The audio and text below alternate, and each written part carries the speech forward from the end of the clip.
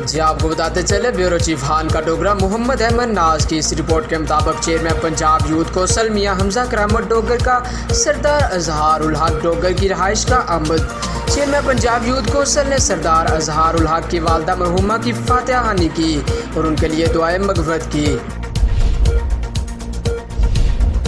जी आपको बताते चले, chairman Punjab youth council Mian Hamza Karamat Dogar की पार्लियामेंट्री सेक्रेटरी स्कूल एजुकेशन व MPA नज़ीर अहमद चौहान के दफ्तर आमद। Chairman Punjab youth council Mian Hamza Karamat Dogar ने नज़ीर अहमद चौहान साहब के हल्का में पंजाब यूथ कौंसिल पर विलेज कार्ड का जल्द आगाज़ करने का कहा और नौजवानों को वज़ीर आज़म इमरान खान के विजन और मिशन के मुताबिक खुद मुख्तार और हुददार बनाने पर तबादला ख्याल किया गया, जिस पर पार्लियामेंट्री सेक्रेटरी स्कूल एजुकेशन व MPA नज़ीर अहमद चौहान ने कहा, पंजाब यूथ कौंसिल वो वाहिद अदारा है जो इस वक्त हकीकी मायनों में नौजवानों की फलाह बहबूद के लिए काम कर रहा है।